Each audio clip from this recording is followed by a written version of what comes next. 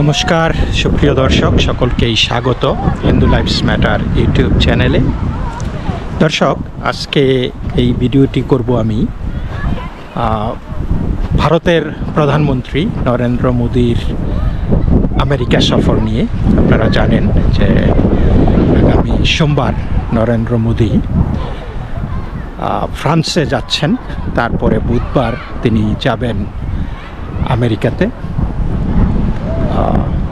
13ই ফেব্রুয়ারি সেখানে হোয়াইট হাউসে আমেরিকার নবনির্বাচিত প্রেসিডেন্ট ডোনাল্ড ট্রাম্পের সাথে তিনি দ্বিপক্ষীয় বৈঠকে বসবেন এবং সেই বৈঠকে বাংলাদেশ প্রসঙ্গ আলোচনা হতে পারে বলে সেটা এই ভারতের যেই পররাষ্ট্র সচিব আছে বিক্রম মিস্ত্রি, তিনি আভাস দিয়েছেন। তো এই পরিপ্রেক্ষিতে যেই বিষয়টা আলোচনা করা দরকার যে how important this trip is for India and the United states. তো আমি বলবো যে এটা খুবই গুরুত্বপূর্ণ ভারতের জন্য।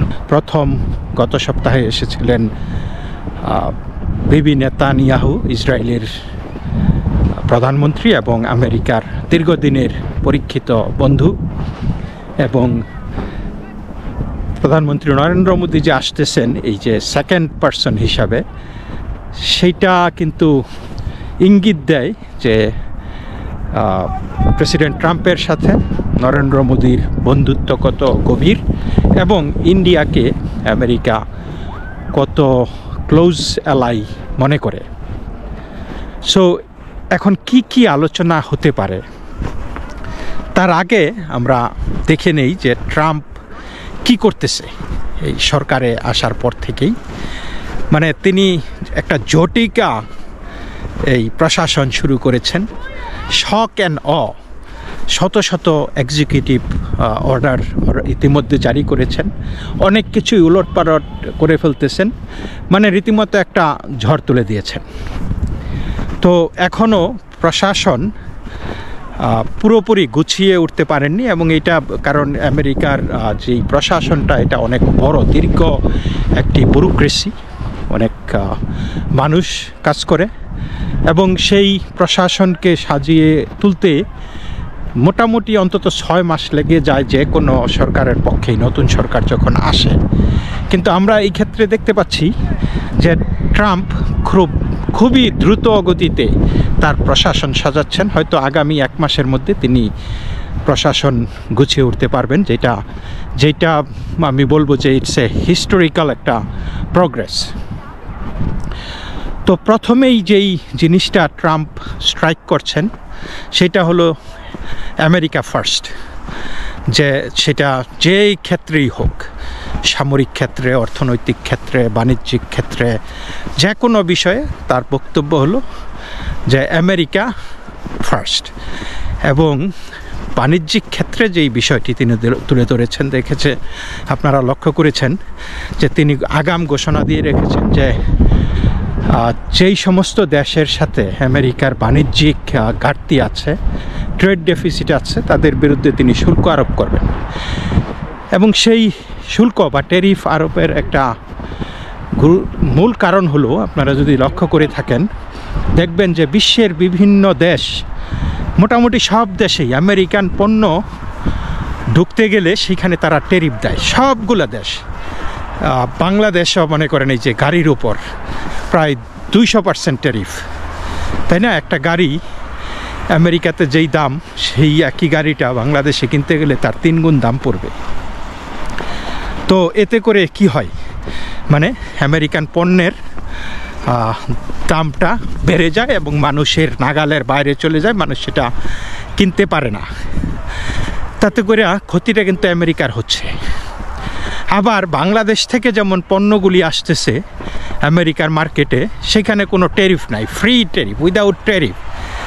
এতে করে কি হচ্ছে, বাংলাদেশি পণ্য সস্তা হয়ে যাচ্ছে এবং সেই পণ্য আমেরিকানরা কিনছে ব্যাপকভাবে, এবং বাংলাদেশের অর্থনীতি সমৃদ্ধ হচ্ছে। এবং সেই বিষয়টা কিন্তু অন্যান্য দেশের ক্ষেত্রেও একই রকম, ভারতের ক্ষেত্রেও, চায়নার ক্ষেত্রেও সব দেশ আমেরিকার প্রোডাক্টের ওপর ট্যারিফ বসায়।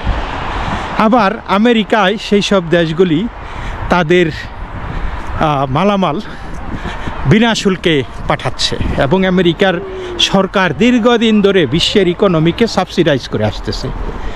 আপনারা জানেন যে আমেরিকার জনসংখ্যা বিশ্বের 4.5 বা 5%, এবং আমেরিকা ওয়ার্ল্ডের 30%-এর মতো ইকোনমি তাদের দখলে, এবং আমেরিকার যে কনসামশন, ওয়ার্ল্ড কনসামশন 5% মানুষ, তারা 25% কনজিউম করে।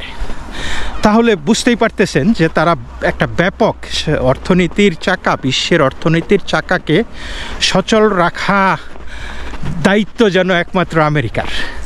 সব দেশ আমেরিকার ওপর ট্যাক্স বসাবে, আবার আমেরিকায় তাদের মালামাল বিনা ট্যাক্সে পাঠাবে এবং এটার জন্য আবার দেন দরবারও করবে।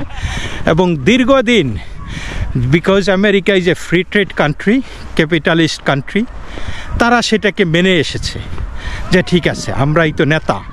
তো এই নেতা করতে করতে এদের এটাকে বলে ফ্লিসিং অফ আমেরিকা। সবাই কিন্তু আমেরিকাকে লুটে পুটে খাচ্ছিল। তো এইবার এখানে ট্রাম্প বলেছে যে এই লুটে পুটে খাবার দিন শেষ। ইভেন তাদের খুব ঘনিষ্ঠ এই এলাই সহযোগী জাপানকেও বলে দিয়েছে, কালকে জাপানে এসেছিল জাপানের প্রাইম মিনিস্টার, যে জাপানকেও বলে দিয়েছে যে তারা তাদের উপর ট্যারিফ বসাবে। আপনারা আজকাল লক্ষ্য করে দেখছেন যে আমেরিকার যেই নর্থ আমেরিকান ফ্রি ট্রেডের যেই এগ্রিমেন্টের যেই দুইটা দেশ, মেক্সিকো এবং কানাডা, তাদের উপরেও কিন্তু ট্যারিফের ঘোষণা দিয়েছিল, তারপরে আপাতত স্থগিত রেখেছে, কারণ তাদের মধ্যে বিশেষ কিছু ক্ষেত্রে সমঝোতা হয়েছে। যেমন মেক্সিকানরা বর্ডারে 10,000 সৈন্য মোতায়েন করেছে, যাতে করে মেক্সিকো হয়ে সারা বিশ্ব থেকে প্রতিদিন হাজার লক্ষ মানুষ আমেরিকাতে আসতো। কানাডা থেকেও ওই যে বাংলাদেশ বা অন্যান্য জায়গা থেকে ভিসা নিয়ে কানাডা থেকেও সেই বর্ডার পাড়ি দিয়ে আমেরিকা ঢুকে যেত। তো আমেরিকা বলতেছে যে we don't know who this people are, এবং তারা টেররিস্ট হইতে পারে, আমাদের দেশে তাদেরকে আনা হচ্ছে, আমরা সেটা বন্ধ করব, এবং সেটা বন্ধ করে দিয়েছে। তো এরই প্রেক্ষাপটে ভারতের প্রধানমন্ত্রী আমেরিকাতে সফর করতেছে, এবং ভারতের প্রধানমন্ত্রী আজ করতে পেরেছে যে ট্রাম্প এইবার সিরিয়াস, এবং তারা কিন্তু নর্মালি এই ইয়েদেরকে, তাদের যেই ডিপোর্টিস, তাদের যেই অবৈধ জনগণ আমেরিকাতে থাকতো, তারা বছরের পর বছর ধরে সেই মানুষগুলিকে ফেরত নিত না। আমেরিকা তাদেরকে ফেরত না পাঠিয়ে এই যে জেলে রেখে বছরে 20-30 হাজার ডলার খরচ করার চাইতে তখন তাদেরকে প্যারোল দিয়ে দিত, যে ঠিক আছে তোমরা যাও, কিছু কইরা টোরা খাও, তোমাদের সরকার তো নিচ্ছে না। এতে করে ডিফ্যাক্টো সিটিজেন হয়ে যেত তারা মানে নাগরিকত্ব পাইতো না, কিন্তু তারা বিয়ে শাদী করে বাচ্চা টাচ্চা জন্ম দিয়া তারা এখানে সংসার করে ফেলতো। এরা কিন্তু ঠেলাটা কিছু তো খাইছে, এবং সেই ঠেলাটা তারা পেয়েই এখন কিন্তু ভারত সেই অবৈধ অভিবাসীদেরকে গ্রহণ করবে বলে তারা প্রতিশ্রুতি দিয়েছে, এবং অলরেডি একটা চালানো চলে গেছে সেইখানে ভারতে। আবার আরেকটা জিনিস করেছে ভারত, নরেন্দ্র মোদী, যে আমেরিকার কিছু পণ্যের ওপর শুল্ক কমিয়ে দিয়েছে। This is a goodwill gestures towards Trump, যে দেখো আমি তোমার প্রতি শ্রদ্ধাশীল, তোমার কনসার্নের প্রতি আমি শ্রদ্ধাশীল, তোমার কনসার্ন আমি আমলে নিয়ে ট্যারিফ কমিয়ে দিয়েছি। তো this is a good start. তারপরেও এইটাই মানে একটা বড় আলোচনার কেন্দ্রবিন্দু হবে, যে এই ব্যবসার বিষয়টা, যে ওকে তুমি যদি আমার ওপর ট্যারিফ বসাও, আমিও তোমাদের পণ্যের ওপর ট্যারিফ বসাবো। এইটাই ট্রাম্পের অস্ত্র আর কি এই ক্ষেত্রে।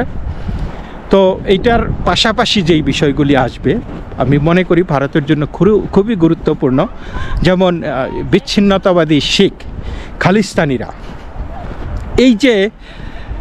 এইটা কিন্তু এই বাইডেন প্রশাসন খালিস্তানপন্থীদেরকে, বিশেষ করে ওই যে গুরপ্রতাপ সিং পান্নুন, তারা কিন্তু যথেষ্ট পরিমাণে লিওয়ে দিয়েছিল। তারপরে মোটামুটি সমর্থন, যদিও কানাডা অনেক সমর্থন দিয়েছে এদেরকে, আপনার এই খালিস্তানিদেরকে, বিশেষ করে কানাডার সরকারই টিকিয়ে রেখেছে খালিস্তানিরা, কারণ এদের অনেক পার্লামেন্টারিয়ান আছে, মেম্বার অফ পার্লামেন্ট আছে। তো আমেরিকা সেই খালিস্তানিদের ওপর নির্ভরশীল না হলেও সাহায্য করত।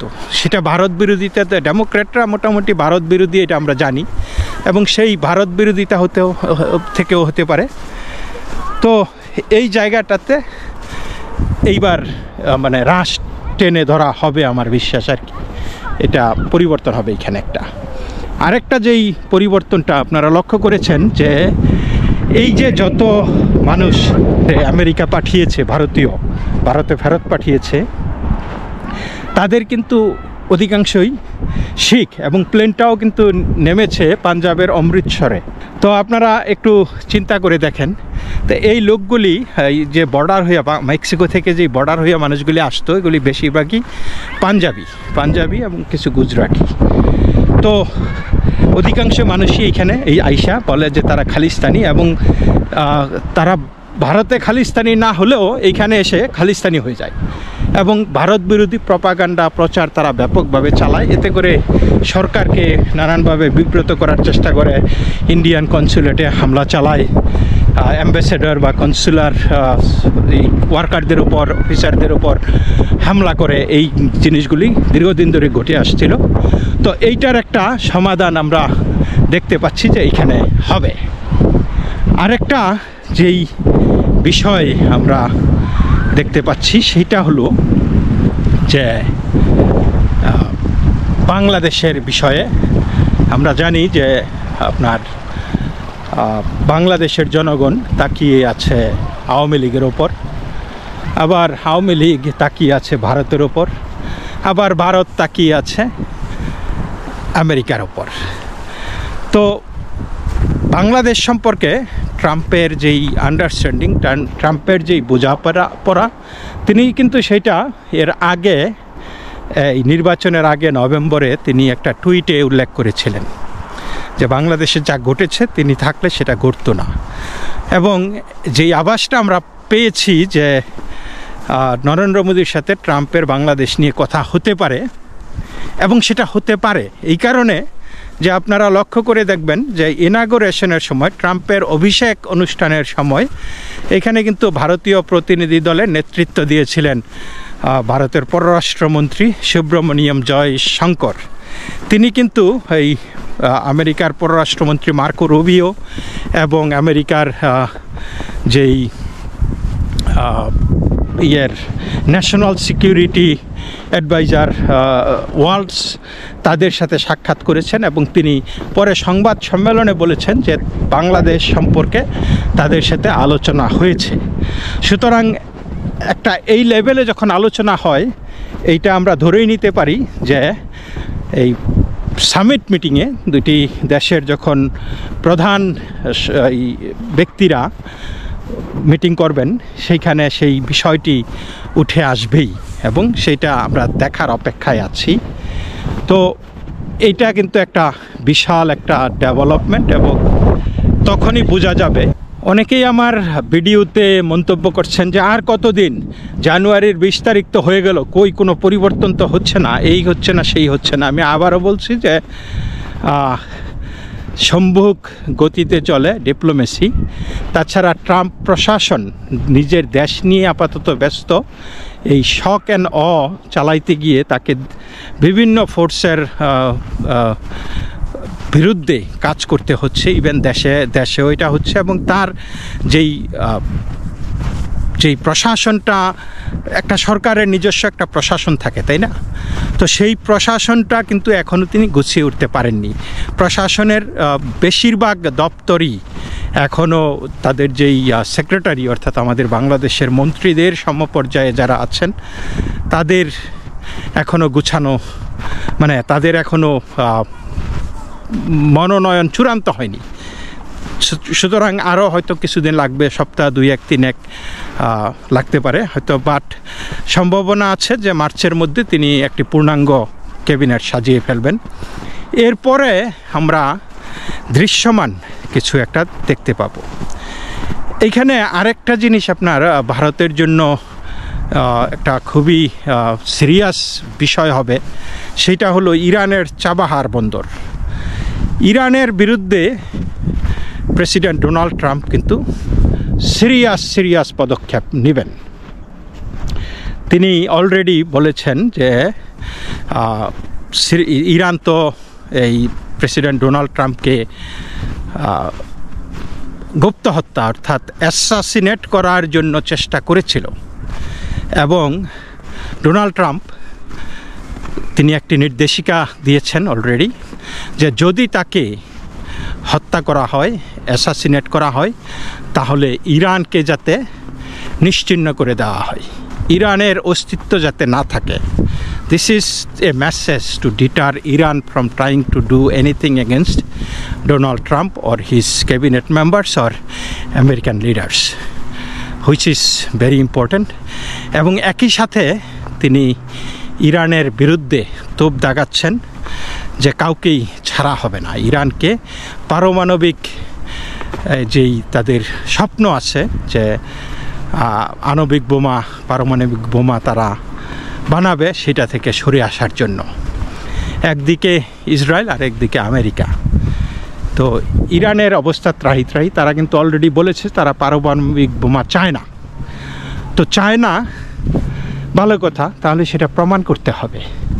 আর এইটা যতদিন প্রমাণ না করবে ততদিন ইরানের ওপর সাঁড়াশি যেই স্যাংশন, নিষেধাজ্ঞাগুলি আছে সেগুলি বলবৎ থাকবে।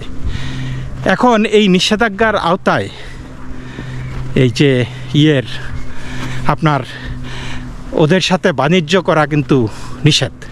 যেই কোম্পানি বাণিজ্য করবে সেই কোম্পানির বিরুদ্ধে নিষেধাজ্ঞা দেওয়া হবে। এখন আপনারা জানেন যে ইরানের যেই চাবাহার পোর্টটা আছে, নৌবন্দরটা আছে, সমুদ্র বন্দরটা আছে, সেই বন্দরটা ভারত পরিচালনা করে। ভারত পরিচালনা করে এই কারণে, কারণ এতে করে ভারতের যেই ব্যবসা বাণিজ্য এই সুবিধাগুলি হচ্ছে আর কি। এর আগে যেমন এই করাচি যেই নৌবন্দরটা, সমুদ্র বন্দরটা যেই অবস্থানে আছে, ভারতের জন্য অনেক প্রবলেম হয়ে যেত। তো এখন চাবাহার বন্দরটা তারা আয়ত্তে নেওয়ার পর থেকে এই সমস্যাগুলি হচ্ছে না, এবং তাদের ব্যবসা বাণিজ্য ওই দিক থেকে করাটা খুবই অল্প সময়ে করতে পারে, খুবই সুবিধামতো করতে পারে, অল্প খরচে করতে পারে। এইখানে এইটার জন্য কিন্তু বাইডেন প্রশাসন ভারতকে ছাড় দিয়েছিল যে ঠিক আছে, ভারতের অর্থনৈতিক বিষয়টা বাইডেন প্রশাসন আমলে নিয়েছিল। এই চাবাহার বন্দরটি কিন্তু ভারত এবং আমেরিকার মধ্যে একটা অ্যাকিলেস হিল, যে ওই আপনার পায়ের গোড়ালিতে ব্যথা হলে যেরকম লাগে, বিষয়টা এই পর্যায়ে দাঁড়িয়েছে। এখন ট্রাম্প প্রশাসন ভারতের ইকোনমিক কনসার্নকে কি গুরুত্ব দেবে, মেনে নেবে? তারা কি তাদের যেই ঘোষিত নীতিমালা যে ইরানের সাথে ব্যবসা করলেই তার বিরুদ্ধে নিষেধাজ্ঞা হবে, সেটা কি চলবে, করবে কি না? আর সেটা, আর যদি আমেরিকা ভারতকে সেই না দেয়, সেই পাসটা না দেয় আর কি, অনুমতি না দেয়, সেই ক্ষেত্রে ভারত কি আমেরিকার কথা অমান্য করবে কিনা, এবং অমান্য করলে তার বিরুদ্ধে কি ব্যবস্থা নেওয়া হতে পারে, এবং সেই ব্যবস্থাগুলি কিভাবে সামলাবে ভারত, এটা একটা বিশাল বিষয়। তাছাড়া আমরা দেখতে পাচ্ছি যে ভারতকে নিয়ে আমেরিকা এবং ইসরায়েল একটা মোটামুটি জোটের দিকে আগাচ্ছে। এটা কিন্তু দৃশ্যমান। ভারত আরও আরও অস্ত্র কিনুক, এটা চায় আমেরিকা, এবং সেটা সরাসরি গত 27শে জানুয়ারি প্রেসিডেন্ট ডোনাল্ড ট্রাম্প প্রধানমন্ত্রী নরেন্দ্র মোদির সাথে ফোনে যখন কথা বলেছেন আমেরিকা থেকে যাতে ভারত আরও বেশি বেশি করে অস্ত্র কিনে। তো এই বৈশ্বিক যেই টালমাটাল অবস্থা, বিশেষ করে ভারতের যেই পাশের যেই দেশটি বাংলাদেশ, এই দেশটি এখন জঙ্গিপনার দিকে ধাবিত হচ্ছে খুবই দ্রুত, এবং এটা একটা ভারতের নিরাপত্তার জন্য খুবই একটি চ্যালেঞ্জ। এই মুহূর্তে নিরাপত্তার জন্য খুবই একটি হুমকি। এবং আপনারা জানেন যে করাচিতে পাকিস্তান এবং পাকিস্তানের নৌ মহড়ায় সেখানে যোগ দিচ্ছে বাংলাদেশ এবং চীন। এগুলি কিন্তু খুবই ভালো কোনো লক্ষণ নয়। বাংলাদেশ এবং চীন এখন যৌথ মহড়া দিচ্ছে এই পাকিস্তানের সাথে। তো ফর হোয়াট পারপাস? তো ভারত কি এগুলি দেখে চোখ বুজে থাকবে? নিশ্চয়ই না। তারা হয়তো এই বিষয়টি নিয়ে সতর্ক থাকবে। তারপর আরেকটি খবর আপনারা দেখেছেন যে বাংলাদেশ যেই পাঠ্যপুস্তকে একটা ম্যাপ ছেপেছে, এশিয়ার ম্যাপ, সেইখানে কিছু জায়গা যেটা ভারতের অন্তর্ভুক্ত দেখানো হয়েছে, যেটা দীর্ঘদিন ধরেই চলে আসছিল। তো চীন সেটার আপত্তি জানিয়েছে যে সেইখানে চীনের ভূখণ্ডকে ভারতের অংশ হিসাবে দেখানো হয়েছে। তো বাংলাদেশ বলেছে এটা ভুল হয়ে গেছে, এটা আগে যেইভাবে ছিল সেইভাবে দেওয়া হয়েছে, ভুল হয়ে গেছে, কিন্তু এখন তার এগুলি সংশোধন করা যাবে না। এখন প্রশ্ন হলো বাংলাদেশ কি সেই ম্যাপটা সংশোধন করার সাহস রাখে কি না, এবং সেই ম্যাপটা যদি সংশোধন করে তখন ভারতের যেই প্রতিক্রিয়া হবে সেটা সামলাতে পারবে কি না, এই জিনিসগুলি কিন্তু আসতেছে। তারপরে আপনারা দেখেন যে 5ই ফেব্রুয়ারি 6 মাস এই সরকার, জঙ্গি সরকারের ক্ষমতায় আসার পরে যেই বিষয়টা এসেছে যে তারা যেহেতু ভারতে বসে শেখ হাসিনা বক্তৃতা বিবৃতি দিয়েছে, তারা সেইটার জন্য এই দেশে অস্থিরতা তৈরির জন্য ভারতকে দায়ী করেছে, এবং ভারতের ডেপুটি হাইকমিশনারকে ডেকে নিয়ে তারা প্রতিবাদ জানিয়েছে। একইভাবে ভারতও বাংলাদেশের ডেপুটি হাইকমিশনারকে নয়াদিল্লিতে ডেকে নিয়ে বলেছে যে এই ব্লেম গেম বন্ধ করতে হবে। বাংলাদেশে সমস্যা হচ্ছে, বাংলাদেশের আভ্যন্তরীণ বিষয়, সেই প্রত্যেকটা বিষয়ে তারা ভারতকে দোষারোপ করছে। ভারত চায় বাংলাদেশের সাথে একটা শান্তিপূর্ণ, সুন্দর, বন্ধুত্বপূর্ণ, পজিটিভ রিলেশন গড়ে তুলতে, অথচ সেই রিলেশনশিপটাকে বারবারই নষ্ট করা হচ্ছে এই যে ব্লেম দিয়ে, সরকারের তরফ থেকে ব্লেম দিয়ে। তারা বলছে যে শেখ হাসিনা তাদের অতিথি। শেখ হাসিনা বাংলাদেশে ভারতে বসে তিনি বক্তব্য রাখছেন, সেটা কোনো ভারতীয় প্ল্যাটফর্ম ব্যবহার করে নয়, তিনি ফেসবুক দিয়ে বা অন্য সোশ্যাল মিডিয়াতে বক্তব্য রাখছেন, সেগুলি আমেরিকান প্ল্যাটফর্ম। সুতরাং তার একটা মানুষ হিসাবে, একজন অতিথি হিসাবে তার স্বাধীনতা আছে সেই প্ল্যাটফর্ম ব্যবহার করার, সেখানে ভারতের কিছু করার নাই। তো এই নিয়ে আমরা দেখলাম যে বাংলাদেশ আবার একটু গোচ্ছা জানিয়েছে, তারা উষ্মা প্রকাশ করেছে যে বাংলাদেশের এই 32 নম্বর ধানমন্ডির বিষয় নিয়ে ভারতের যেই বক্তব্য সেটা অনাকাঙ্ক্ষিত, অনভিপ্রেত, এবং সেটা বন্ধুত্বসুলভ নয়, এই ঘোষণা তারা দিয়েছে বাংলাদেশের পররাষ্ট্র দপ্তর থেকে। সো বোঝা যাচ্ছে যে ভারতের সাথে পায়ে পাড়া দিয়ে একটা ঝগড়া লাগার মানসিকতা একদম শুরু থেকেই বাংলাদেশ দেখিয়ে আসছে। এখনও পর্যন্ত কিন্তু ভারত সেই উল্টা পায়ের মধ্যে পাড়া দেয়নি, এবং প্রশ্ন হলো বাংলাদেশ কোন জোরে এই বারবার ভারতের পায়ে পাড়া দেওয়ার চেষ্টা করতেছে, আর ভারত কতটুকু সহিষ্ণুতা, ধৈর্যের পরিচয় দিবে বা কতদিন দেবে, বা যদি না দেয় তাহলে তাদের পদক্ষেপটা কি হবে এইটা এখন $1,000,000 প্রশ্ন। তো এই প্রশ্নের অনেকগুলি জবাব হয়তো আমরা তড়িঘড়ি পাবো না এই প্রধানমন্ত্রী নরেন্দ্র মোদীর আমেরিকার সফরে। আবারও বলছি, ধীরে বহে গঙ্গা, সম্ভোগ গতিতে চলে কূটনীতি।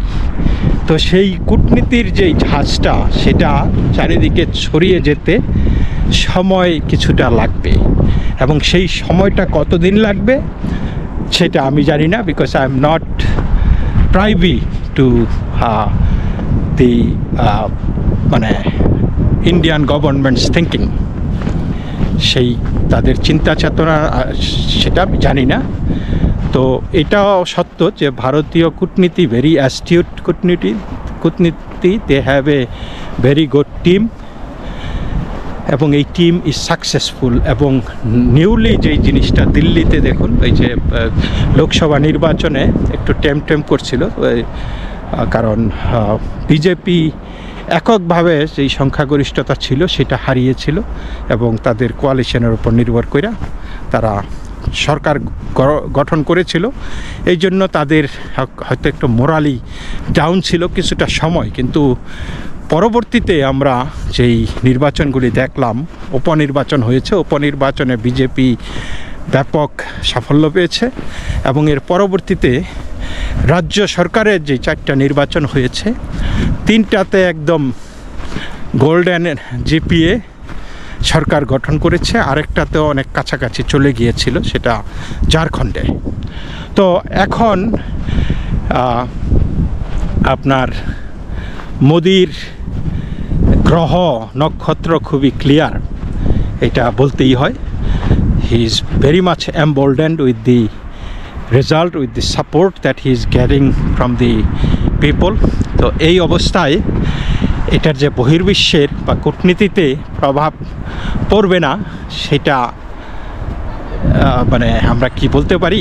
অবশ্যই একটা সরকার যখন মানে চামে থাকে, একটা সরকারের যখন রমরম অবস্থা, তখন অনেক কিছুই তারা করে, অনেক দুর্দান্ত কাজ করার সাহস পায়। যেমন এই যে ডোনাল্ড ট্রাম্পের যেই বিজয়টা, রিজাউন্ডিং ভিক্টোরি, ল্যান্ডস্লাইড ভিক্টোরি, এবং সর্বমহল থেকে তার উপর যেই সমর্থনটা এবার এসেছে, হি ইজ এম্বোল্ডেন্ড বাই দ্যাট।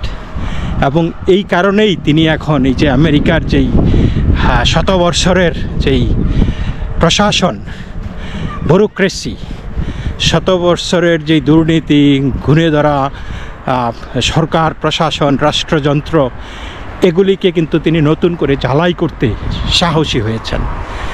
তো এটা কিন্তু তার এই ম্যান্ডেটের কারণেই হয়েছে। তো সেই ম্যান্ডেটটা মোদি হ্যাজ গেইনড ব্যাক, এবং এই ম্যান্ডেটটা এখন তিনি কিভাবে ব্যবহার করবেন সেই আশায় আমরা তাকিয়ে আছি। তো দর্শক, দেখা যাক, এই সফরের পরেই আমরা তাদের বিবৃতি শুনবো, বক্তব্য শুনবো, এবং পলিসিগুলিও ইমপ্লিমেন্ট হতে থাকবে, এবং সেইটা কি পলিসি তারা ইমপ্লিমেন্ট করার কাজে হাত দেয় সেইটাও আমরা দেখব। তবে বাংলাদেশে যা ঘটতেছে এই ব্যাপারে ভারতের ডিসাইসিভ অ্যাকশন খুবই জরুরি। তা না হলে যেই জঙ্গিবাদে আচ্ছন্ন হয়ে পড়েছে বাংলাদেশ, সেটা কিন্তু আস্তে আস্তে এটা এখন আছে বিস্ফোরা, তখন কিন্তু সেটা ক্যান্সারের রূপ নেবে, এবং এই জঙ্গিবাদকে নির্মূল করতে হবে এখনই। It's very important.